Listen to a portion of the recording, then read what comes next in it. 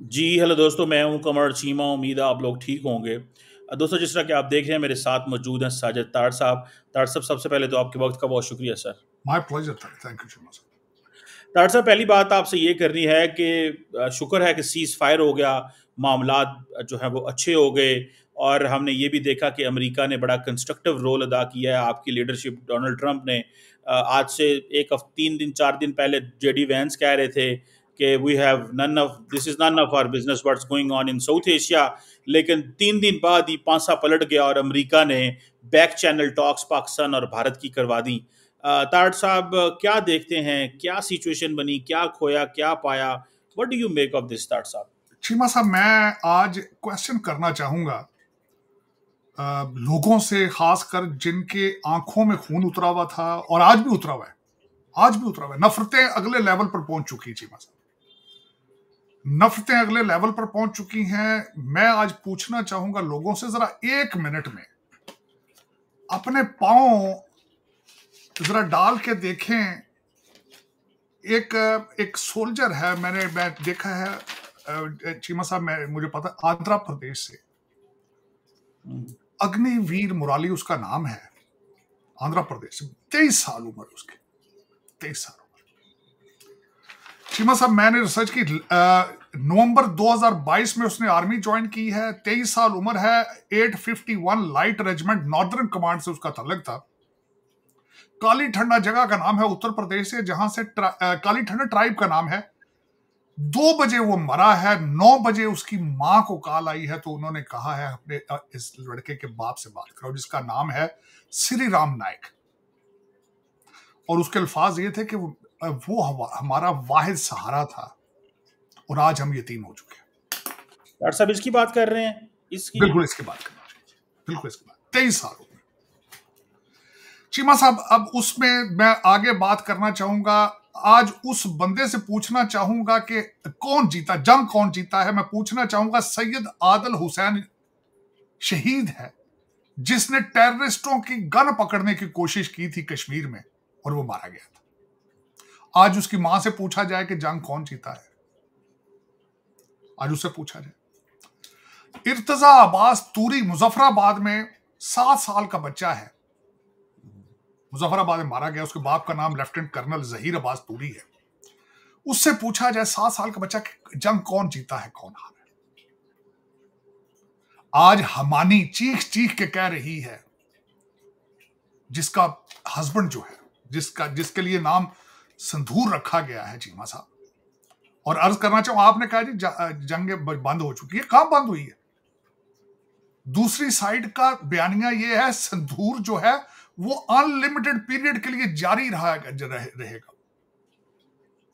हम माओ के बच्चे मारते रहेंगे, हम लोगों के माओ के बच्चे मारते रहेंगे, लोगों के जो है संधूर छीनते रहेंगे। अगली बात पूछना चाहूंगा चीमा साहब, आज एक और, ये तो अभी कुछ भी नहीं है चीमा साहब।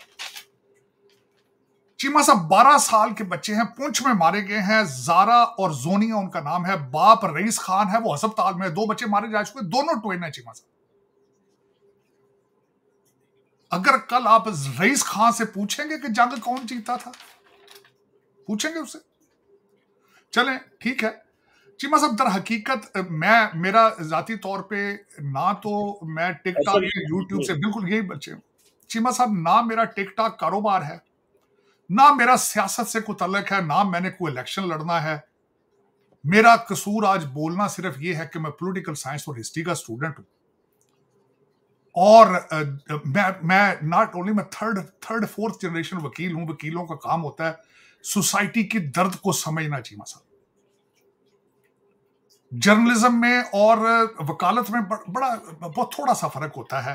We deal with the social issues, society की दर्द को समझना हमारा।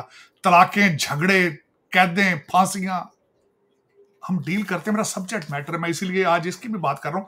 चले, मैंने ये कुछ लोगों का नाम लिया है, लेकिन फैक्ट बताना चाहूंगा।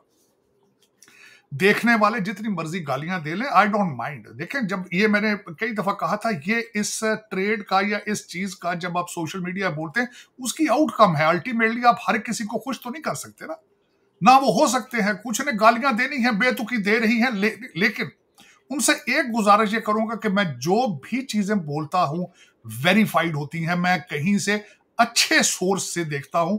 मैं जी टीवी का मैं को देख के चीज नहीं बोलूंगा कभी।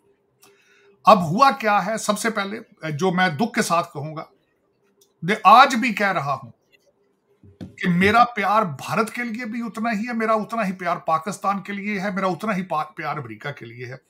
मेरे दिमाग या जिस्म में कोई ऐसी चीज मौजूद नहीं है जो किसी के हिंदू, सिख, क्रिश्चियन होने पे उसको उसके खिलाफ मेरी नफरत करनी। चल आगे चलते हैं चीमा साहब। आज जो मैं 15-20 पॉइंट आपके सामने रखना चाहूंगा, आप उसको बिल्कुल वेरीफाई करें, मैं गलत नहीं कहूंगा चीमा साहब। सबसे पहले तो मैं बताना ये चाहूंगा कि चीमा साहब एक बगैर शवाहिद के एक तीसरी आलमी जंग को शुरू करने की जो कोशिश की गई थी, कोई उसके लिए कोई जवाबदेह होगा? मैं यहां पे ये भी अर्ज करना चाहूंगा, लोग मनमोहन सिंह साहब को गालियां देते हैं सिर्फ इस वजह से क्योंकि वो सिख। मैं उनका बहुत बड़ा फैन हूं, उनका बहुत बड़ा फैन। चीमा साहब उनके दौर में जब हादसा मुंबई का हुआ था, उन्होंने आके कौम से माफी मांगी थी और उनके जो होम मिनिस्टर था रिजाइन किया था उसने। किरदार साजी इसको कहा जाता है, दिलेरी इसको कहते हैं चीमा साहब।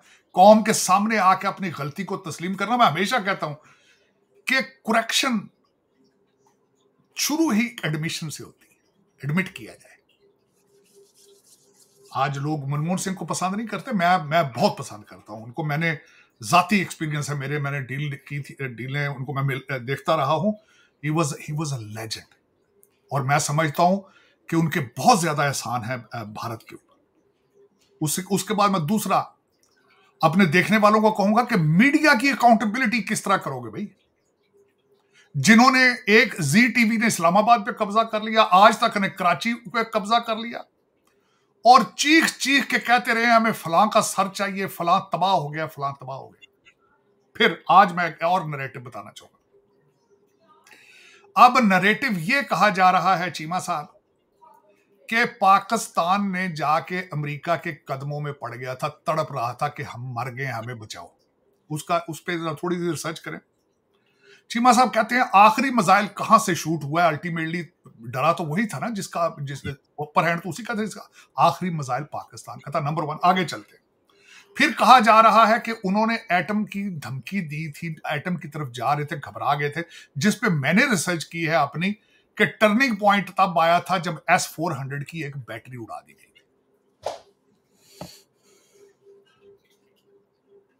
और हो सकता है पाकिस्तान ने ब्लफ भी किया हो, कोई पता नहीं। एटॉमिक बैटरी उड़ गई, इंडिया मानता नहीं है लेकिन पाकिस्तान ये कहता है। पाकिस्तान देखिए चीमा साहब, देखिए वो तो कहते हैं त्यारा भी एक नहीं गिरा, वो तो कहते हैं त्यारा भी एक नहीं गिरा। वो तो कहते हैं हमने सारे मिसाइल, सारे ड्रोन जो है चीमा साहब, वो तो कहते हैं हमने इंटरसेप्ट किए। उनका छोड़ दें। मैंने आपको जिस तरह बताया कि इन्होंने हर चैनल ने पाकिस्तान के एक एक शहर पे कब्जा किया। इनकी फौज तो लड़ी नहीं ना, इनका सिर्फ मीडिया लड़ा है चीमा साहब। ये जंग सिर्फ इनकी मीडिया की थी और पूरी दुनिया में क्रेडिबिलिटी जाया हो चुकी। हाँ, इस जंग की सबसे बड़ी कैजुअलिटी क्या है? करण थापर है चीमा। उस बंदे के 2 आखिरी इंटरव्यू जो थे, एक उसका सेठी साहब का और एक वो दूसरा डिफेंस था उसके साथ की। आज वो कहां है? दीवार कहां है? आज 400 ट्विटर अकाउंट बंद कर दिए गए हैं। आज इनकी अपने, ये हमेशा कहते थे पाकिस्तान में ट्विटर बंद है फलाना, आपके 4000 अकाउंट बंद है ट्विटर के। आपका चैनल बंद है, दूसरे चैनल। आप देखें चीमा साहब, कबूतर बिल्ली को देखकर आंखें बंद कर ले, बिल्ली चली जाती है। VPN है और चीजें हैं, किस तरह रोकोगे? किस तरह रोकोगे? और दूसरा चीमा साहब आगे चलना चाहूंगा, जो मुझे सिर्फ एक जवाब, मैं काश मुझे कोई जवाब दे सके। पाकिस्तान का डिफेंस बजट $9 बिलियन वर्सेस इनका डिफेंस बजट $81 बिलियन। यस। अगर आप मान लें बात कि पाकिस्तान ने डिफेंस किया है, ऑफेंस कर ही नहीं सके, उनके पास कुछ भी नहीं था, लेकिन आप किस तरह जीत गए जिनका $81 बिलियन है? आपके पास हर चीज मौजूद है, वो तो सैकलां थे। आप रोजाना कहते थे भिखारी हैं, मैं मानता हूं भिखारी हैं, मैं खुद कहता हूं 7 करोड़ भिखारी पूरी दुनिया में खैरात मांगते फिर रहे, लेकिन आप सुपर पावर थे। जीता कौन? जो भिखारी है वो। इसका भी तो जवाब देना आप, कि आप अपने लोगों की, अपने मीडिया की अकाउंटेबिलिटी क्यों नहीं कर रहे हैं आप। दूसरा, मैं यहां पे फिर बताना चाहूंगा, आज डॉक्टर जयशंकर को गालियां दे रहे हैं, मैं नहीं दूंगा कभी, क्योंकि जी जी मैं आज भी उनका फैन हूं। उसकी वजह यह है, जी जी, doctor Jaishankar is an authority on the foreign policy. मैं आप मानता हूं, मैं आप चीमा साहब, ही इज अ नेशनलिस्ट, जी, इज कमिटेड टू इंडिया। गलतियां हो यस, जाती हैं, ब्लंडर हो जाता है, कोई ऐसी बात नहीं। अब मैं ब्लंडर पूछना चाहता हूं, मैं ब्लंडर की बात कर रहा हूं, लोग पूछेंगे क्या ब्लंडर हुआ है। ब्लंडर मैं बता दूं, चीमा, आपके साथ एक भी कंट्री खड़ा नहीं हुआ है। पाकिस्तान के इंडिया साथ चाइना है, अजरबैजान है, टर्की है, ईरान है, सऊदी अरेबिया है, और आज अमेरिका भी है। और ये तार साहब एक ऐड करूं, ये इंडियंस भी सारे कहते थे, सुशांत सरीन और बहुत सारे लोगों ने कहा कि भाई हमारे साथ कोई एक मुल्क ऐसा नहीं आया जिसने कहा हम आपके साथ मुकम्मल खड़े हुए हैं। वजह प्रूफ नहीं दे सके। दूसरे, ये डिप्लोमेटिक ब्लंडर थे, लेकिन उस एक ब्लंडर पे आप डॉक्टर जयशंकर की 40 साल की सफारती जो उनकी लाइफ है, जो कमिटमेंट है भारत के लिए, आप उसको सारा उसको गलत कर देंगे। मैं बिल्कुल नहीं, मैं doctor Jaishankar is my hero to begin with. मैं समझता हूं, मैं यहां पे जिस तरह हेनरी कैसिंजर को समझता हूं कि इस फॉरेन पॉलिसी पे अथॉरिटी है, डॉक्टर जयशंकर की भी किताबें पढ़ के देखें। मोदी साहब ने, जो मैं आज भी कहूंगा, मोदी साहब is good for India, Modi साहब is good, is a nationalist. मैं हर नेशनलिस्ट शख्स की इज्जत करता हूं, चीमा साहब, उसकी अचीवमेंट की इज्जत करता हूं। मैं समझता हूं जो सफर मनमोहन सिंह ने शुरू किया था, उसको क्लोजर साइड पे मोदी साहब लेके गए हैं, मैं बिल्कुल मानूंगा इस बात। लेकिन चीमा साहब, उसमें गलतियां इंसानों से होती हैं। मनमोहन सिंह बन के दिखाएं, सामने आके कौम से माफी मांगे, अपने होम मिनिस्टर को कहें रिजाइन दे। हाँ, अब दूसरी साइड पे मैं जाना चाहूंगा चीमा साहब, दूसरी साइड पे भी डिप्लोमेटिक फेयर को आप अपनी फेल्योर को एक्सेप्ट करें। इकॉनमी आप अपनी तबाह कर ली है। और तीसरी बात यह है चीमा साहब, कि मेरा कोड ये है कि मैं हमेशा ये कहता था कि पठानों ने खोतों पर बैठ के पाकिस्तान को आगे लगाया है। मैं बार बार कहता था, जंगें जज्बों से होती हैं, जंगें हथियारों से नहीं होती। और आपने अपनी आर्मी की नब्ज ही नहीं देखी। आपके कोर कमांडर कश्मीर ने कहा था कि वी कैन नॉट फाइट। आपके वाइस एयर मार्शल ने कहा था कि we can't fight, we need more time. आपने दोनों को फायर कर दिया। और चीमा साहब, असूल देखे जाएं, कभी हमेशा असूल देखे जाएं, आर्ट ऑफ वार में लिखा जाता है कि जब तक आर्मी बिलीव ना करे कि हम जो जंग लड़ रहे हैं वो जस्ट वार है, जस्टिफाइड है, उस वक्त आप जंगे नहीं जीत सकते चीमा साहब। लेकिन चले, मजीद अभी सीखने की गुंजाइश है। गुस्सा इतना है। अब मैं अगली चीज है, इस वक्त हमारे पाकिस्तान और भारत के अंदर दो तरह पे लोग ज़हनी मरीज बन चुके हैं। ब्लड प्रेशर जो है वो छत पे है, गुस्सा है, हिस्टेरिया है, तूफान है, हार्ट के मरीज बन जाएंगे, लेकिन इनको पूछने वाला कोई नहीं। चले चीमा साहब, अब इसमें आप आगे देखें, आज डोनाल्ड ट्रंप साहब ने दूसरा ट्वीट किया जी, और उसके ऊपर इस वक्त इतनी गालम गलोच डोनाल्ड ट्रंप साहब को दी जा रही है कि उस ट्वीट के अंदर उन्होंने कहा कि मैं कश्मीर का मसला भी हल कराऊंगा। आप उनकी बारी आ चुकी। लेकिन चीमा साहब, ये मैं इनको भी बताऊंगा, पहले भी मैं कहता था, जो इश्क इमरानियत के मरीज हैं उनको भी मैं कहता था, ट्वीट ते गाना कढ़ना कुछ नहीं होता मेरे बच्चे। ये इश्क इमरानियत के लोग आज क्या कहते हैं, मैं उन पे भी थोड़ी तवज्जो देना चाहूंगा चीमा साहब। जो मुझे दुख हुआ है, ये कहते सन सेटअप है, ये मोदी ते नवाज शरीफ आर्मी चीफ ये रल के सलाह करके। मैं इनसे मैं पूछना चाहूंगा, पूछो उन शहीदों के माँ बाप से, ये सेटअप सी है? ये सेटअप सी।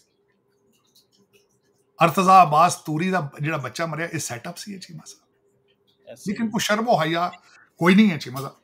अब जो दूसरी साइड पे है कि डोनाल्ड ट्रंप साहब ने आज दूसरी ट्वीट की है, लेकिन जो आज उनको गालियां दे रहे हैं, उनको कह रहा हूं कि Donald Trump has move forward one step closer to the Nobel peace prize.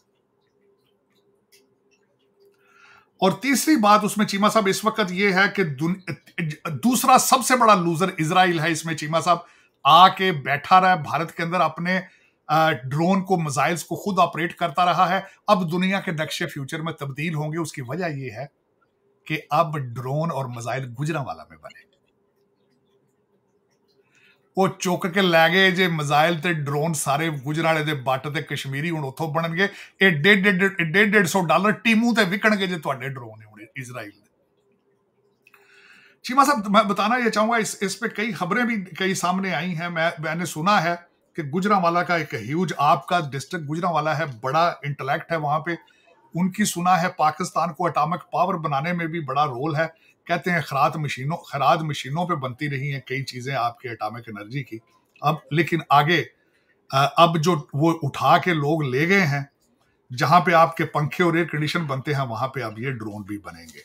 और एक और सबसे बड़ी बात है, इजराइल का लूज करना सिस्टम ये भी है कि इजराइल का बहुत बड़ा रिसर्च और उनका जो है डिपार्टमेंट है आर्मामेंट्स के हवाले से, गाजा के ऊपर भी कई उन्होंने चीजें इस्तेमाल की हैं, लेकिन गाजा फिर गाजा के आसपास गुजरांवाला नहीं है, अब गुजरांवाला से चीजें बनेगी। वो भी they have to step up their research, क्योंकि अगली रिसर्च तो उनकी सारी गई, टेक्नोलॉजी भी गई, उनकी कुछ चीजें आपने ले ली है, कुछ चाइना उठा के ले जाएगा। चाइना आपको पता है हर चीज उठा के ले जाता हो। इस वक्त दो चीजें होने वाली हैं आइंदा फ्यूचर में, आपके पायलटों को अच्छी जॉबें मिलेंगी दुनिया में, आपकी टेक्नोलॉजी दुनिया पूछेगी कि थोड़े खर्चे पे बड़ा काम किस तरह करना है। जिस तरह डीप सीक ने हमारी सिलिकॉन वैली की हवा निकाल दी थी, ये दूसरा वार है चाइना का दुनिया के लिए, कि J-10 जो बना ही 2022-23 में बना था चीमा साहब, और आज तक किसी बैटल ग्राउंड में टेस्टेड नहीं था। यस। और राफेल जो है फारग, S-400 फारग, और मेरा मकसद है कि दुनिया के ऊपर एक नया रैकेट हैज बिन क्रिएटेड। और तीसरी एक और बात बताना चाहूंगा चीमा साहब, जो अगले मैं जो होने वाली, यहां पे मैं दो चीजें नोट की। मेरे भारतीय दोस्तों से जो मैं बात करता था, तो वो कहते थे कि जी पाकिस्तानी मीडिया झूठ बोल रहा है, ठीक है, लेकिन खुद खबरें कहां से लेते थे? भारतीय मीडिया से। कि भारतीय मीडिया, अच्छा देखें, इंसान के सोचने की बात है कि भारतीय मीडिया क्योंकि सुनना चाहते हैं जो वो सुनना चाहते हैं, जी लाहौर तबाह हो चुका है, इस्लामाबाद तबाह हो चुका है, कराची तबाह हो गया है, समुंदर में सारे भाग गए हैं। यहां तक इन्होंने कहा था कि शहबाज शरीफ जो है वो भाग चुका है और हमारे आर्मी चीफ साहब को हिरासत में ले लिया गया है, गिरफ्तार कर लिया गया है। गिरफ्तार। जरा चीमा साहब जरा अंदाजा करें, कोई अकाउंटेबिलिटी नहीं इन चीजों, इन लोगों की कोई अकाउंटेबिलिटी। अब वो कहते हैं प्रोपेगेंडा है, ये वॉरफेयर का हिस्सा है, ये है वो। नहीं, उनका हिस्सा है। अगर ये बोले तो झूठे, ये झूठे हैं पाकिस्तान वाले, वो सच्चे हैं, क्योंकि उनकी बात, बड़े दोस्तों की, बड़े लोगों की ख्वाहिश थी कि मैं भारत के खिलाफ स्टेटमेंटें दूं, बड़े लोगों की ख्वाहिश थी मैं पाकिस्तान के खिलाफ स्टेटमेंटें दूं। चीमा साहब मैं क्यों दूं स्टेटमेंटें? मैं जब एंटी वार हूं, एंटी टेररिज्म हूं, मैं जब बार बार चीख के कहता हूं कि मैं ह्यूमन सफरिंग नहीं दे सकता, मैं आज अपने पांव वीर मुराली के शूज में डाल के आंध्र प्रदेश का जो 23 साल का बच्चा है, उम्र 23 साल देखी चीमा साहब, उसके बाप से पूछा, अभी खुद वो जवान होगा, उसकी दुनिया तो खत्म हो गई ना आज। मैं किस तरह प्रमोट करूं ये चीजें चीमा साहब? ये तस्वीर बच्चे की मैं किस तरह प्रमोट करूं जी आज कि आप भारत जीत गया या पाकिस्तान जीत गया? मैं नहीं कह सकता ये लफ्ज, बिल्कुल नहीं कह सकता। हाँ, ये जरूर कहूंगा कि आप डिप्लोमेटिकली अपने आप, हाँ क्यों, मैं दूसरी चीजें देखो, डिप्लोमेटिक फ्लोर की वजह ओवर कॉन्फिडेंस चीमा साहब, ओवर कॉन्फिडेंस से मुराद है कि हर कंट्री के साथ डील अपनी मर्जी से करनी। मैं खुद ये कहता था, बल्कि मैं ये प्रेज करता था मैं इस चीज को कि देखें जी भारत कितना आगे जा चुका है, कि उनके टेक्नोक्रेट कितने आगे जा चुके हैं, को अपनी मर्जी की डीलिंग करते हैं और करते रहे हैं। लेकिन अब दुनिया की मर्जी थी, आप भी किसी के साथ नहीं चले, अब दुनिया आपके साथ नहीं चली। आप अपनी मर्जी की चीजें पिक करते थे ना, कि रशिया से तेल भी ले लिया, फिर अमेरिका के पास भी चले गए, यूक्रेन को सपोर्ट भी कर लिया, साथ दूसरे के पास भी चले गए। ओवर कॉन्फिडेंस ने आपको खराब किया। ये भी एक मिस्टेक है या गलती हो सकती है, लेकिन मैं ये नहीं कहूंगा बिल्कुल कि चीमा साहब की हकीकत नहीं थी। हकीकत थी, हकीकत है, बल्कि इस वक्त भी अब जितनी आपकी इकॉनमी है वो आपने जो की थी सारा कुछ, लेकिन अब आप इंप्रूव करें। मैं हमेशा ये कहता रहा हूं, मुझे ये बताएं चीमा साहब, बल्कि आज मैं डिबेट, ये खत्म नहीं हुआ है, ये डिले हुआ है। खत्म इस तरह होगा चीमा साहब जब दोनों तरफ से प्यार मोहब्बत की बात की जाएगी, दोनों तरफ से। रेडिकलाइजेशन इज डेंजरस, चाहे क्रिश्चियन हो चीमा साहब, रेडिकलाइजेशन इज डेंजरस। मजहब को इस्तेमाल ना करें लोगों, माओं के बच्चे मारने के लिए, ना करें, इसमें से कुछ नहीं निकलेगा चीमा साहब, कुछ नहीं निकलेगा। लेकिन दोनों साइडों पे रेडिकलाइजेशन है और ये तबाह कर देगी और खत्म कर देगी आंखों के। आप देखें, मैं कल भी हमने जो प्रोग्राम किया था कि कमिटमेंट ट्रैप नहीं है ना की बीमारी चीमा साहब, रेडिकलाइजेशन है और रिलीजन को अपने पॉलिटिकल पर्पसेस के लिए इस्तेमाल करना चीमा साहब, रेडिकलाइज। मेरे कई दोस्त मुझे कल परसों करें, वो कहते हैं जी आर्मी से जान छुड़ा लो, बच्चे आगे लीड करें। मैं बच्चों को लीड करने के लिए इमरान खान आया था, क्या किया उसने? चीमा साहब जब ऑक्सफोर्ड ग्रेजुएट भी आए और वो आके तब्दीली का नारा छोड़ के, नए पाकिस्तान का नारा छोड़ के रियासत मदीना का नारा लगा दे, और रियासत मदीना वाले बॉलीवुड पे चले गए। रियासत मदीना जो है उन्होंने टाइम स्क्वायर बना लिया है रियाज के अंदर चीमा साहब। रियासत मदीना वाले ओपन कर रहे हैं, लेकिन हमारे पास बीमारी ये है। मैं तो हमेशा इस चीज को कहता हूं गलत है ये, लेकिन मुझे ये बता, रेडिकलाइजेशन तो दोनों तरफ है, लेकिन कंट्रोल किस तरह होगी? इसका हल क्या निकलेगा? कोई हल नहीं है। पाकिस्तान में चीमा साहब मैंने एक हल देने का सोचा था, प्रोग्राम किया था कि खुद नहीं पढ़ रहे, 3 करोड़ बच्चा स्कूल नहीं जा रहा, मैंने खुद आर्मी से ये रिक्वेस्ट करने का प्रोग्राम बना रहा हूं कि जिस तरह कोरिया के अंदर हर बच्चे को आर्मी में टाइम दिया जाता है, ग्रीस के अंदर और कई ममालिक में अंदर आज भी 18-18 साल बच्चों को आर्मी में लिया जाता है। मैं उनको आर्मी में जंग के लिए नहीं कहूंगा, मेरा ख्याल ये था कि इनको वहां पे ले जाके अपने खर्चे पे 1 साल कंप्यूटर और इंग्लिश की तरबियत दी जाए और इनको मर्द बनाया जाए, रेजिमेंटेड बनाया जाए, नशों से जान छुड़ाएं और मर्द बने, इंसान बने। इनको अमेरिका के अंदर क्या होता था चीमा साहब, जब ड्राफ्ट किया जाता था आर्मी में जाके उनको ट्रेड दिया जाता था, उनको डिसिप्लिन दिखाया जाता था।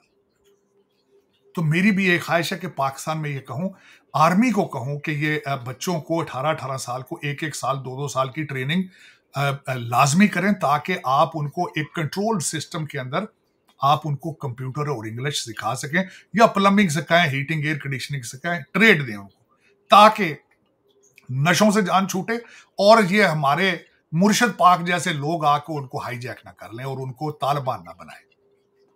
ये मेरी ख्वाहिश है और मैं इसके बारे में पूरी रिसर्च करके एक पूरी प्रेजेंटेशन देने के बारे में सोच रहा हूं पाकिस्तान में। लेकिन जरूरत है इन चीजों की, और दोनों साइडों को जब तक ये नहीं सोच, मैं रिक्वेस्ट करूंगा चीमा साहब, आप ये मुसलसल कहा जाता था जी, मुसलसल सुनता रहा हूं, 4 टुकड़े कर दें, 4 टुकड़े कर दें, इसके 4 टुकड़े, हर मेरे दूसरी साइड पे 4 टुकड़े। कल मुझे किसी ने कहा, कहते जी सोल्यूशन इसका ये है, आप पीओके छोड़ के तो आप भाग जाए, इसका सोल्यूशन ये है, फिर हम अमन में रहेंगे, फिर हम आपके 4 टुकड़े हो जाएंगे, फिर पीस हो जाएगा। चीमा साहब मैंने कहा था, आप कभी यह ना सोचें कि किसी के बच्चों को मार के, किसी के बाप को मार के तो आप ऊपर चादर लेके सो जाएंगे। इस तरह होता नहीं, इस तरह होता नहीं। आप जब 4 टुकड़े करेंगे, बांग्लादेश कुछ भी नहीं है, आपकी चिकन नेक की बातें कर रहा है वो। 5 स्टेटों के बारे में रिटायर्ड मेजर जनरल फजले हक उसका नाम है, उसने स्टेटमेंट दी है। उसने कहा कि बांग्लादेश को चाहिए कि 5 स्टेटों पे कब्जा करें, ना क्या पिद्दी का शोर मची मचा। लेकिन फिर लोग, तीसरी बात ये, एक्सरसाइज चाइना फिर शुरू कर देता है, और आपको पता है कि आपकी अर्शा उड़ा के रख दी चाइनीज ने। मैं चीमा साहब दर हकीकत ये, अच्छा आज मैं एक और, बल्कि मुझे किसी बंदे ने पॉइंट कहा, मैं आई वाज सरप्राइज्ड। चीमा साहब यूक्रेन का केस है, यूक्रेन के केस में इस वक्त डोनाल्ड ट्रंप साहब ने डील क्या दी है? डोनाल्ड ट्रंप ने डील ये दी है कि हम यूक्रेन में अपने सोल्जर नहीं लेके जाएंगे, वहां पे कारोबार करेंगे जब हमारी प्रेजेंस होगी, यही गारंटी है यूक्रेन की। ठीक है चीमा साहब, फिर पाकिस्तान ने तो बहुत अरसा पहले सीपैक शुरू कर लिया था। अगर वहां डोनाल्ड ट्रंप की गारंटी है तो फिर जाहिर है पाकिस्तान के पास भी चाइना की गारंटी मौजूद है। वो सड़क अपनी फोल्ड करके वापस तो नहीं ले जाएंगे ना, वो ग्वादर फोल्ड करके टैची केस में तो नहीं रख लेंगे ना वो। तो जाहिर, मैं अब सरप्राइज, मैंने कंपेयर करने की कोशिश की, तो जाहिर है आज चाइना फिर आपके सामने पता खुल आगे सामने आ गया। उसकी वजह ये है, उनका भी टेस्ट केस है, क्योंकि इस वक्त दुनिया जो है, और वो आपने देखा है कि फौरन जो अगले दिन प्रेसिडेंट शी इस जंग के दौरान रशिया गए हैं और उन्होंने बातचीत वहां पे की चीमा साहब। तो मैं समझता हूं कि दुनिया के अंदर, दुनिया का हल गुस्सा और नफरत नहीं है। खुदारा कोशिश करें कि इससे इज्तनाब किया जाए। आज मैंने जिस तरह अपने प्रोग्राम के इब्तिदाइये में कहा था कि मेरे हीरो जो हैं वो आज भी हीरो वही हैं जिन्होंने जिस तरह मैंने आपको बताया, जिस बच्चे ने जान अपनी तले पे रख के रोकने की कोशिश की थी गन वालों को, हमानी अपना हस्बैंड लूज करके भी मिन्नतें कर रही है कि कश्मीरियों पे जुल्म ना करो, मुसलमानों पे जुल्म ना करो। चीम साहब मेरे हीरो वही हैं। जो सैयद आदिल हुसैन है जिसने बंदूक छीनी थी, सज्जाद अहमद भट्ट हैं जिन्होंने घोड़े पे, जो घोड़ा वहां चलाते थे, कमर पे उठा के लोगों को भागा। अब्दुल वाहिद वानी व्हाट्सएप पे रिक्वेस्ट उसने की, चीमा साहब अपने दोस्तों को बुलाया कि आके यहाँ पे लोगों को बचाया जाए। तो इस तरह का जज्बा होना चाहिए, वरना आपके जो तशद्दुद और दहशतगर्दी और ये सारी चीजें, पाकिस्तान को ये चीजें खत्म करने, मुझे पता है इस बात का कि Pakistan is trying their best to इस चीज, क्योंकि टीटीपी देखें, बीएलए देखें, इसमें चीमा साहब अब टीटीपी और बीएलए जो है उनका कोई मुस्तकबिल नहीं है, क्योंकि इस वक्त अगला फेरा जो मैं सुन रहा हूं वो बीएलए और टीटीपी पे आने वाला है। और पाकिस्तान की आर्मी का मोराल इज हाई, बल्कि मैं समझता हूँ इसमें जो सबसे बड़ा लूजर था वो हमारा मुर्शिद पाक है। और मैं समझता हूँ कि इसमें पाकिस्तान के पास चाहे क्रिकेट का मैदान हो, चाहे सियासत का मैदान हो, मायूसियाँ ही मायूसियाँ थी, लेकिन आज सारी कौम का मोराल इज हाई। लोग दूसरी साइड पे भी बना रहे हैं कि ड्रोन को ना सिर्फ आर्मी मार रही थी, नीचे पाकिस्तानी भी अपनी क्लाशनकोफों के साथ हमले करते हुए तस्वीरें इस वक्त वो भी बना रहे हैं चीमा साहब। लेकिन ये कि तशद्दुद की कोई गुंजाइश मौजूद नहीं है। अगर आपके ऊपर तालीम का कोई असर है, इंसानियत का कोई असर है, तो आप खुदारा नफरतों में कम करें हौसला। इसी दौरान एक बच्चे से किसी ने इंटरव्यू मुसलमान से लिया था, मैं समझता हूँ अगले दिन बल्कि किसी ने कहा कि उस बच्चे को भी प्राइज मिलना चाहिए, जिसने, मुसलमान बच्चे ने कहा था कि पाकिस्तान को भी जिंदा रहने का हक है, उसका भी, मुसलमानों को भी जिंदा रहने का हक है। तो खुदारा लोगों को बर्दाश्त करें, इसके बगैर गुजारा को नहीं, और होमवर्क करें। इसको एक लर्निंग अपॉर्चुनिटी इस हादसे को देखकर, जो आप बगैर, आज मुझे ये बताएं वो कौन ढूंढ रहा है उन लोगों को जिन्होंने कश्मीर में 26 लोग मारे थे? वो ढूंढ रहा है उनको? कोई नहीं ढूंढ रहा चीमा साहब। वो पता नहीं कौन थे जो आके मार गए। हमानी के हस्बैंड को जो मार गए, कोई ढूंढ रहा है उनको आज? नाम तो संदूर कहते, कैरी यार कहते, ये तो कई साल चलेगा संदूर ऑपरेशन। कई लोगों के, कई औरतों के संदूर जाया होंगे इसके अंदर, कई लोग, कई बच्चे मारे जाएंगे माओ में इस ऑपरेशन के जरिए। लेकिन और दूसरा, कोशिश करें, मनमोहन सिंह भी आपका हीरो था, एडमिट करें अपनी गलतियां, और जिन लोगों ने राह के फ्लोर थे, इंटेलिजेंस फ्लोर थे, उनसे कहें कि प्लीज आप किसी और एजेंसी में चले जाएं, ये आपके बस की बात नहीं।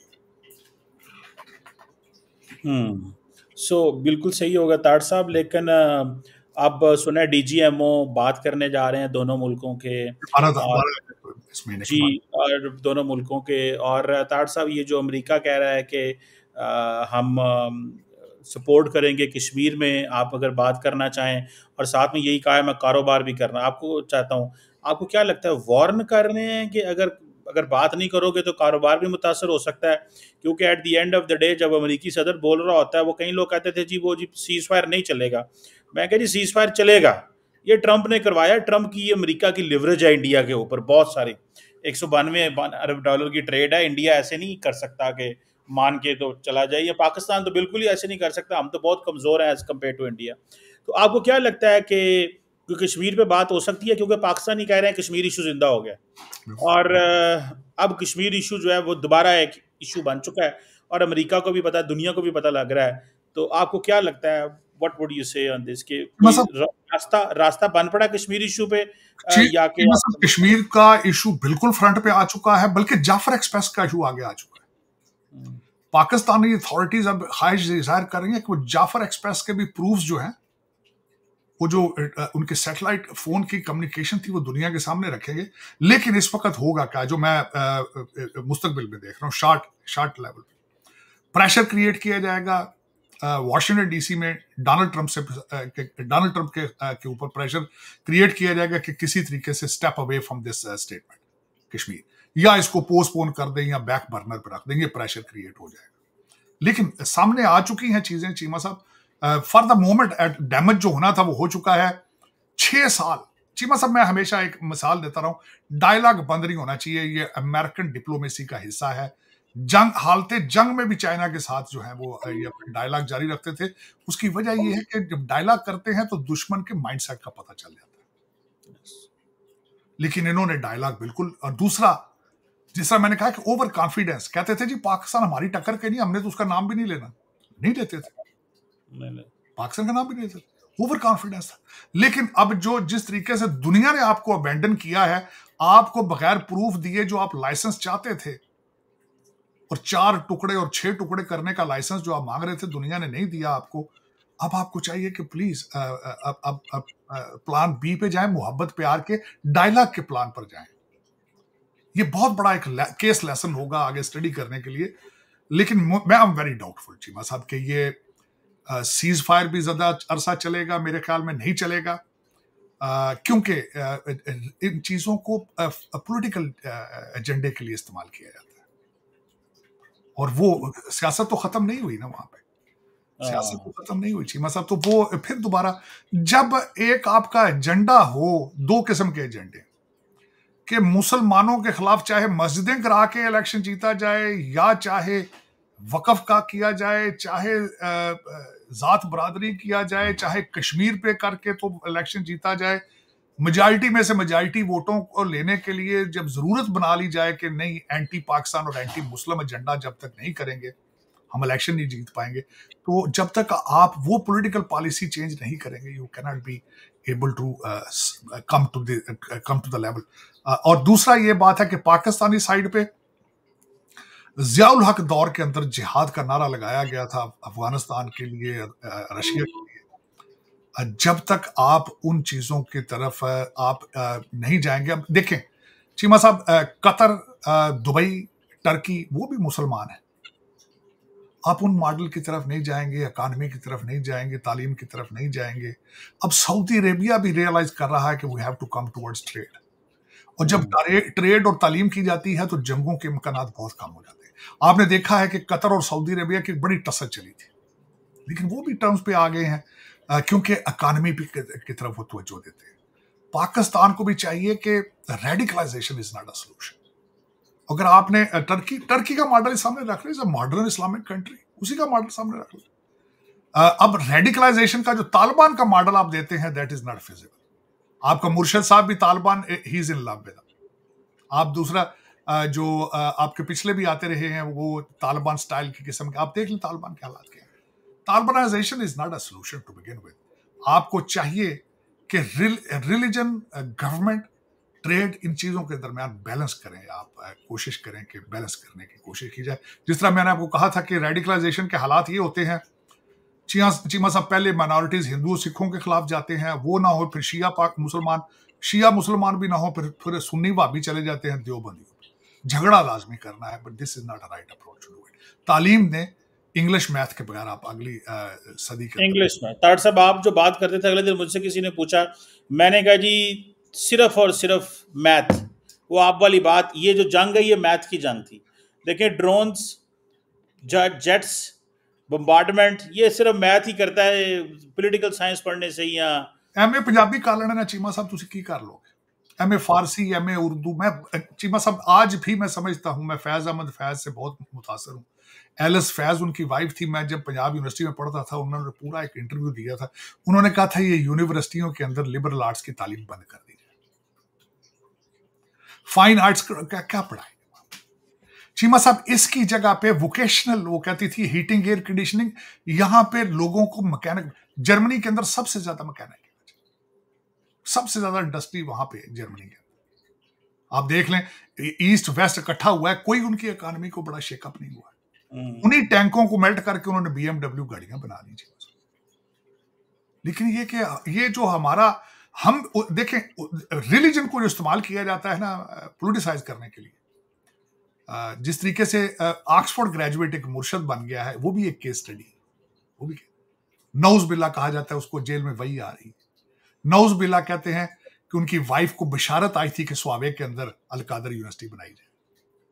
ओ तार साहब, वो आपका जो फेवरेट सब्जेक्ट है, वो आपके मुर्शिद के फॉलोअर कहते हैं ये उन साड़ी सख्ती आई फिर होनी ए चाहिए, ए होनी उन्हें क्या फसा फिर ताकतवर हो गए ने, हाँ। पॉपुलैरिटी बढ़ गई, ये लोग मेरा टैंका दे चीमा फुल साहब, सट दे दे। मेरा हाफिज साहब से गिला ही ये था ਕਿ ਤੁਸੀਂ ਇਹਨਾਂ ਨੂੰ ਸਾਂਭਿਆ ਹੀ ਨਹੀਂ, ਇਹ ਤੁਹਾਡੀ ਪ੍ਰੋਡਕਟ ਨੇ। ਤੁਸੀਂ ਇਹ ਬਿਲਡਿੰਗ ਖੜੀ ਕੀਤੀ ਸੀ, ਜਨਰਲ ਫੈਜ਼ ਹਮੀਦ ਸਾਹਿਬ ਨੇ ਮੁਰਸ਼ਦੈਨ ਬਣਾਏ ਸਨ, ਗੋਗੀਆਂ ਤੇ ਪਤਾ ਨਹੀਂ ਕੀ ਕੀ ਬਣਾਇਆ ਸੀ, ਤੇ ਖੁਦਾ ਦਾ ਵਾਸਤਾ ਜੇ ਤੁਹਾਡਾ ਤੋਹਫਾ ਤੇ ਤੁਸੀਂ ਲੈ ਜਾਓ ਇਹਨੂੰ ਸੰਭਾਲ ਕੇ। ਮੇਰਾ ਗਿਲਾ है कि सरीना जेल को थोड़ा सा, चीमा साहब 11 साल जरदारी साहब जेल में रहे हैं। वो कहते हैं मैंने अपनी जेल के कमरे के बाहर एक दरख्त लगाया था, जब मैं निकला था वो दरख्त बहुत बड़ा हो चुका है, पौधा लगाया था। चीमा साहब सहूलतें मौजूद थी वहां पे, म्यूजिक बजता था, 70 वकील इकट्ठे होकर कुछ शेर सुनाते हैं, कुछ लतीफे सुनाते हैं। बहनें जाती हैं तो मुर्शद पाकर काने च ट्वीट कहते हैं ए ट्वीट कराओ इंग्लैंड अमेरिका। जरूरत है उसकी चीमा साहब। 3 कमरों का स्वीट बनाया गया है, चिया सीड और बीट रूट जूस, 2 मालशीए चीमा साहब, और बीवी भी साथ कमरे में इधर साथ ही वो। ये तो हनीमून स्वीट जड़ा ये जरूरत है पाकिस्तान च। सही है। और ये अच्छा नवाज शरीफ साहब उनको ये सहूलत मौजूद थी, किसी कैदी को दुनिया में पूरी में ये सहूलतें मौजूद, जेल नु जेल ते बना दो, अगले पता तो लगे जेल चीमा साहब। मैं देखिए हालत आपकी क्या है, आपका मुस्तकबिल, आपकी डायरेक्शन तालिबान है। कहते ने इस्लामाबाद पे ज़ालाबारी हुई थी क्योंकि हलीमा बाजी को उसके भाई से नहीं मिलने दिया गया, और नाल ही दूसरा पिशौर भी हो गई सी, जिथे मुर्शद दा जिहड़ा खलीफा बैठा है उत्थे भी हो गई सी। लेकिन चीमा साहब दर हकीकत ये भी बीमारी है, ये भी बीमारी है, लेकिन इस बीमारी का हल सिर्फ और सिर्फ जनरल आसिम मुनीर साहब के पास है। अल्लाह ताला उनको ताकत दे ताकि पाकिस्तान की जितनी बीमारियां हैं उनकी सर्जरी कर सके। बिल्कुल सही है। Thank you very much sir Tarar साहब। Sir, it's always pleasure talking to you sir. बहुत का बहुत